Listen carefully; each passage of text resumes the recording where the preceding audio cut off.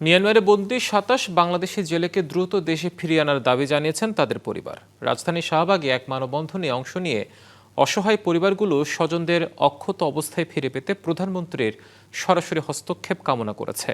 গেল বছরের ডিসেম্বরে ও চলতি বছরের মার্চে সাগরে মাছ ধরতে গিয়ে ঝড়ের কবলে পড়েন ২৭ বাংলাদেশি জেলে। দিকভ্রান্ত হয়ে মিয়ানমারের জলসীমায় ঢুকলে তাদের আটক করে বিভিন্ন মেয়াদে কারাদণ্ড দেয়া হয়।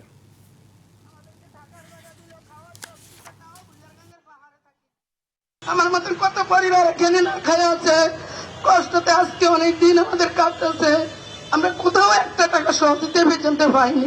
আমি প্রায় 1 মাস বাবাকে খুঁজে পাই না। কোম্পানির সাথে কথা বলি, নাইট কোম্পানির সাথে, উনি বলে আজকে ছেড়ে দিবে, কালকে ছেড়ে দিবে। আমার বাবা কোথায় আছে প্রশ্ন করে, বলে মিয়ানমার আকিয়াবে আটক আছে। আমার বাবার বোর্ডের মধ্যে আছিল 17 জন লোক, আজও আমরা কোনো সন্ধান পাইনি। আমি বহু দৌড়াদৌড়ি করেছি, কয়েকবার টাকা ফেঁকিয়েছি।